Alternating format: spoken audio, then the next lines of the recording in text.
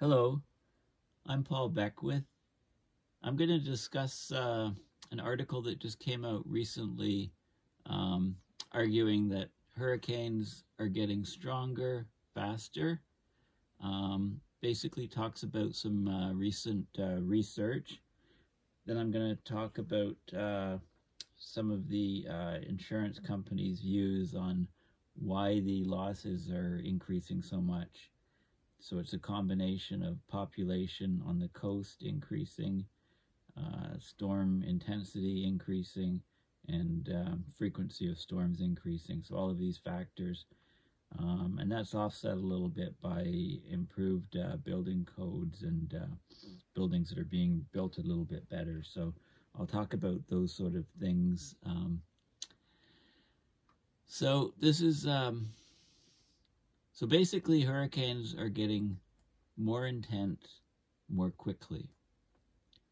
So there's new research and it shows that hurricane intensification rates between 2001 and 2020 was up 29%, or almost a third, relative to the intensification rates between 1971 and 1990. Okay, so this is new research. So it connects the increase to human-caused climate change, an outcome that scientists have long warned about. So stronger hurricanes mean higher risks for people that live in Florida. Many of them are still grappling with the devastation caused by Category 4 Hurricane Ian last year, and earlier this year, being earlier in 2023, this article was from late 2023, Hurricane Idalia, which slammed the Big Bend region as a Category 3 hurricane. Of course, the higher wind and flood risks mean higher insurance premiums, and in fact, some areas are being priced out. Basically, the risk is so high that insurance companies can't insure places. Florida already has the highest insurance premiums in the country. No surprise there with all of the tropical cyclones, the hurricanes that have been hitting the state. Homeowners in the Tampa Bay area will likely continue to see rate hikes due to extreme weather risks, according to estimates from the First Street Foundation, which is a climate data nonprofit. So what this study did is it looked at the National Hurricane Center data over the past 50 years, and the result, the key result was that between 1971 and 1990, which is known as the historical period, storms took 36 hours to accelerate by at least 57 miles per hour. In the modern era, which is the 2001 to 2020 time frame, hurricanes intensified by that amount, okay, in just 24 hours, okay, so in a third less the time. This makes forecasting a lot more difficult, for one thing. Some recent trends, examples of this trend include hurricanes Ian, Harvey, Irma, and Maria. Those storms were among the most expensive of the past decade, Ian being the costliest storm in Florida's history, in part because of how many people have moved to Florida, according to this report from Swiss Re, and I'll go into this. So Swiss Re is a global reinsurance company. The reinsurance companies actually insure the insurance companies. And this trend has continued into this year, well into 2023, with Hurricane Otis, which was one of the biggest, most high-stakes hurricane forecasting failures in years.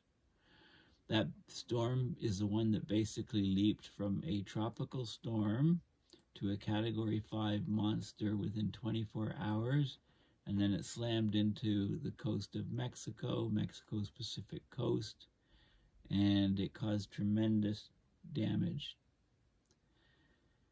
September 2023's Hurricane Lee quickly developed into a powerful storm because of the record high Atlantic Ocean temperatures. So basically, emergency management officials need to change their thinking. They need to allow for the potential for rapid intensification of these storms, these low-level storms that form, and also they need to acknowledge the difficulty of predicting these storms, how quickly they can intensify when they communicate to at-risk communities. And of course, there's a huge climate change signature in this, and it's going to worsen in the future. Okay, so that's the scoop. That's the bottom line. Let's look at what the Swiss Re is saying. So they revisited hurricane damages, and they did a report recently, which is kind of interesting. Gives their sort of viewpoint on what's happening. So insured losses from a storm like Hurricane Ian, had it struck Florida a half-century ago, would have been far lower than they were in the current environment. Okay, so this was a September 2022 storm, one of history's most destructive natural catastrophes. The cost of Hurricane Ian would have been a half or even a third as expensive if it struck in the 1970s.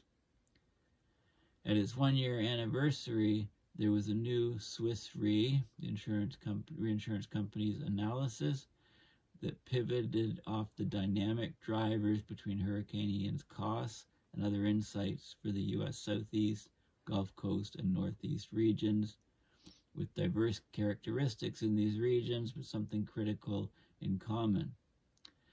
Okay, so when Hurricane Ian took shape off Africa's west coast in mid-September 2022, it was already late in the North Atlantic tropical cyclone season. Before it was finished, however, Hurricane Ian inflicted about $65 billion US in insured losses, much of it concentrated near Fort Myers.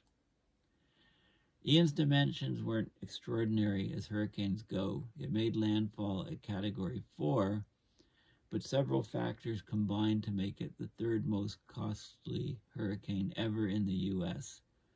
And one of those factors is that the Florida population has tripled to over 22 million people since 1975. And there's a high concentration of valuable, vulnerable assets in the storm's path near the close coastlines of Florida. So Swiss Re ran their natural catastrophe models to try to figure out to quantify individual drivers of losses associated with hurricanes like Ian, to understand the interplay of multiple factors that conspire to push the costs of the disaster higher.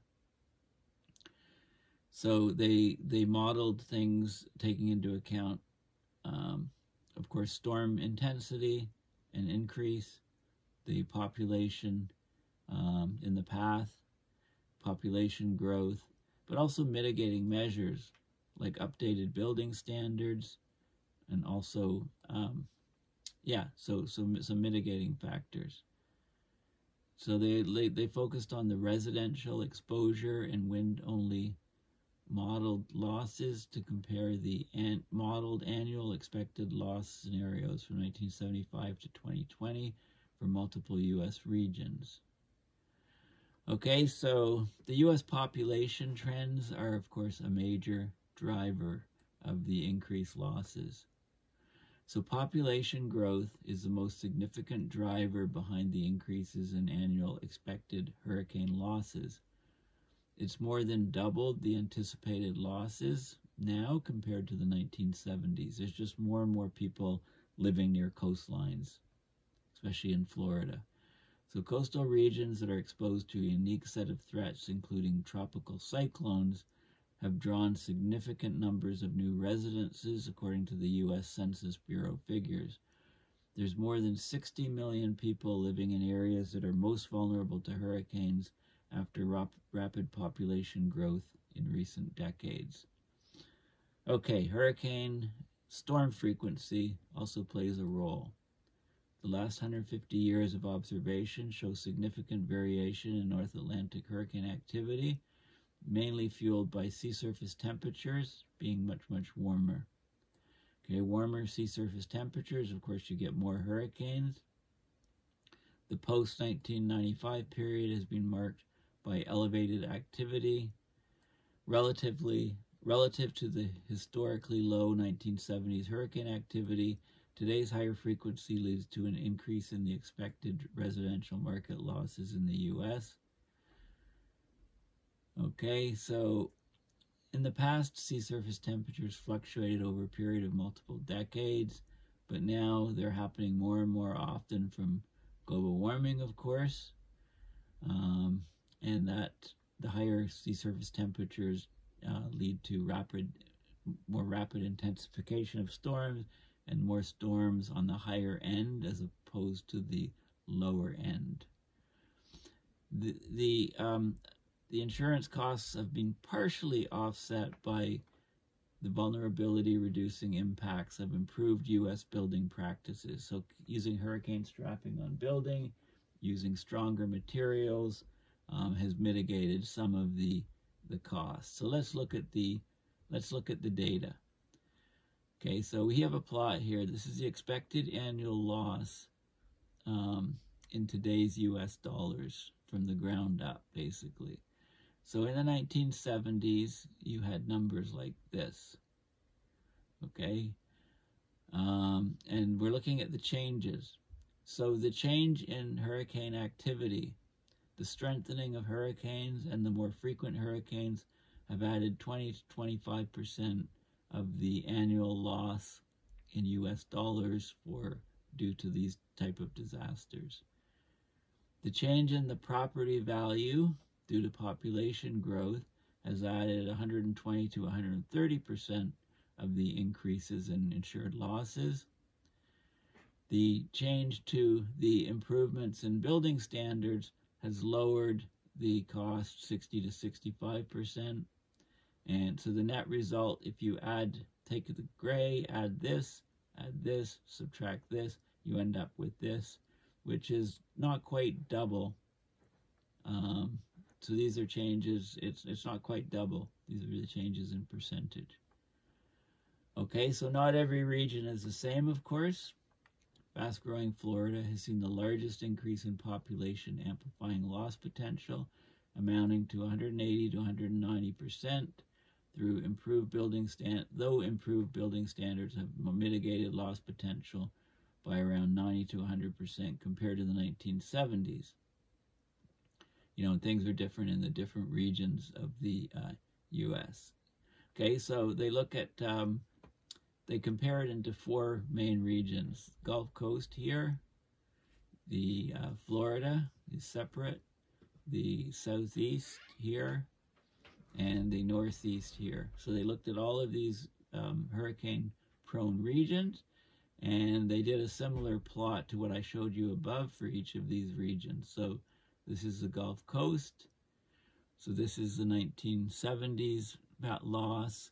This is the increase due to increased strength of hurricanes and more hurricanes. It's the blue in each of these cases. The light blue is the property values increasing, people moving in, higher priced homes. And the red is the mitigation effects for making stronger buildings. So you add to the gray, you add the two blues, and you subtract the pink, and you end up getting the change in the region. So this is for the Gulf Coast. This is for Florida, and for the Northeast, and for the Southeast. So you can see how the differences occur. This is really interesting because it shows you all of the different components that are involved in the insurance loss costs that they calculate, that Swiss Re calculates. So, and there's of course there's this is for regions, but if you look at say an individual area like Fort Myers, where Hurricane Ian made landfall. The impact of population growth on modeled annual expected losses was very significant, about 340 to 350% higher today than in the 1970s. Okay, comparatively slower growth in Miami means that population increases there contribute less to model loss expectations, 160 to 170%, about half of that of Fort Myers. Okay, so it varies from, specific region to specific region. And this shows the expected annual loss delta for some different places. So New York City, New York State, Houston, Texas, Miami, the region where Ian hit. So this is the Fort Myers region. You can see the numbers are much, much higher for the Fort Myers region than anywhere else, and Florida overall. Okay, so this type of analysis is really interesting. Again, the dark blue is the increased effects of stronger storms and more storms. The light blue is property prices and basically population exposed, and then the pink is the mitigation effects from stronger buildings, hurricane straps. So you can see how it varies significantly across the country. Okay, so this is how the insurance company comes up with models on hurricane damages. So storms are getting stronger. Climate is warming the water. Sea surface temperatures are much higher. We're getting stronger hurricanes. The hurricanes are intensifying more quickly, but they're also hitting parts of the land where property prices have skyrocketed, and there's these other factors involved. It's not just the strength of the hurricanes itself that lead to increased property losses, and people often forget that. So the actual peer-reviewed paper is open source. You can have a look at it. I'm just going to look at some of the figures. So basically this paper finds there's an observed increase in the North Atlantic tropical cyclone peak intensification rates. Quickly intensifying tropical cyclones are exceptionally hazardous for Atlantic coastlines. An analysis of the observed maximum changes in wind speed for Atlantic tropical cyclones from 1971 to 2020 indicates that the tropical cyclone intensification rates have already changed because of anthropogenic climate change, warming of the planets and oceans. The mean maximum tropical cyclone intensification rates are up by almost a third. They're up 28.7%. If you compare the modern era, 2001 to 2020, to the historical era, defined as 1971 to 1990.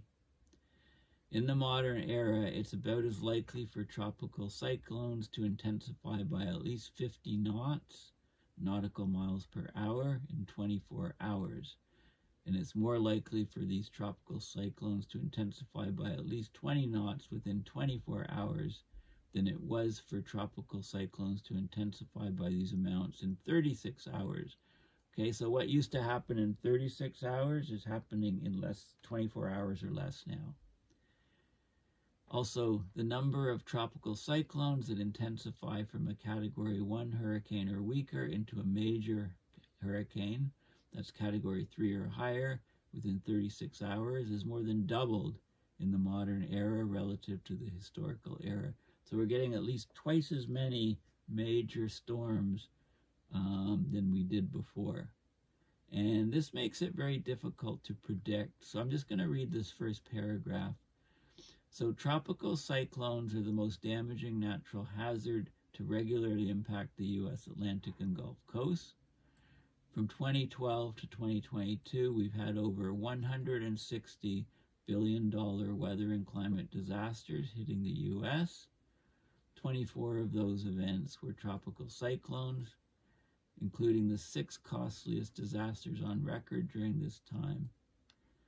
Many of the most damaging tropical cyclones to impact the U.S. in recent years have been notable for the speed at which they have intensified. So Hurricane Maria, 2017, it's the climate disaster with the highest death toll since 1980 and the fourth highest economic cost in the last 4 decades. It went from tropical storm to Category 5 hurricane in just over 48 hours. Hurricanes Harvey in 2017, Ian in 2022, Sandy in 2012, Ida in 2021, and Irma in 2017. The 5 other costliest U.S. weather and climate disasters in the last decade, they all similarly strengthened very rapidly. Most evolved from tropical storms to major hurricanes, i.e. Category 3 or greater, in under 3 days. Okay, the sauna water off the coast is just putting huge amounts of energy into these storms. The fastest tropical cyclone intensification rates often occur in areas of unusually warm upper ocean and sea surface temperatures. The warm waters serve as a critical energy source for the strengthening storms, which act as heat engines, transporting excess warmth from the oceans and atmosphere in the tropics to higher latitudes. So it's a really big way in which heat is distributed on the planet from tropics to higher latitudes. The warming of the oceans has been phenomenal. As anthropogenic emissions have warmed the planet, the world's oceans have warmed at the surface. Average temperatures have increased about 0.88 degrees Celsius. That's between the period 1850 to 1900 and 2011 to 2020. So, approaching a degree of warming. The rate at which ocean surfaces have warmed has also accelerated. So 0.6 of this warming has occurred since 1980. Okay, so it's no surprise that the storms we're getting more of the larger storms and they're intensifying much more rapidly. Just look at some of the plots here. This shows you, so we've got 3 plots. This is the number of cases or probability density on this axis. Here we have the maximum wind increase in knots. Okay, and this is in the historical period. Okay, the peak would be about a few knots increase. This is in a 12-hour period, a 24-hour period, and a 36-hour period. Okay, or window. And so this is the historical era. This is the most recent era, the orange, and this is an intermediate one. So what we're seeing is the peak is shifting. Okay, we're getting, in 12 hours, we're getting much more increase of this wind speed in knots. In the 24-hour period, we're getting even more increase. And in the 36-hour period, we're getting a broader peak, but a significant increase. Okay, so this is showing the statistics of those increases. This is another way of looking at it. This is showing the probabilities of the lifetime maximum intensification rate during 12-hour windows, 24 and 36. So in the historical period, we'd get the wind increase would be lower, right? It's under 40 knots here, and in the modern period, it's closer to 55 knots. Okay, so the difference here is the increase in knots in the wind speed of today's storms versus previous storms. So you can see this is the 12-hour window, 24-hour window, 36-hour window. Okay, so, of course, there's more time for the storm to amplify in the longer window, so the numbers are higher, but you can still see this huge gap. So the modern storms they're amplifying much, much faster. And there's some more statistics, call them exceedance probabilities, right? There's more data, and then there's these plots. They call these heat maps of different categories of storm, and what's happening comparing modern to historical, modern to intermediate periods, more and more storms, and there's more up movement of the storms from Cat 1 to Cat 2 to Cat 3 and so on. So it shows some more of the statistics, and then there's some charts showing the same sort of thing. You get the idea. So basically this is showing, again, this is showing a 12-hour window, 24-hour window, 36-hour window, and it's showing the it's a map showing, it basically shows the locations where tropical cyclones intensify most rapidly. So the yellows to reds is the regions where they intensify most rapidly, and the blues are where the regions where they don't intensify as rapidly. So there's certain regions of the ocean where the water is, and these things I'm sure track the water temperature. So there's huge intensification. This is Africa coming into the Caribbean here. There's huge intensification in certain regions. So it's not everywhere. It's just you know, the storms that go into those regions. Okay, so basically, I'll just summarize what I've said. The summary is that hurricanes are getting stronger more quickly. So they're getting stronger, but it's happening faster. So it's becoming much more difficult to predict, especially the storm that was just off Mexico. We had a tropical storm off Mexico. It amplified to Category 5 and went ashore and took out an entire town and resort.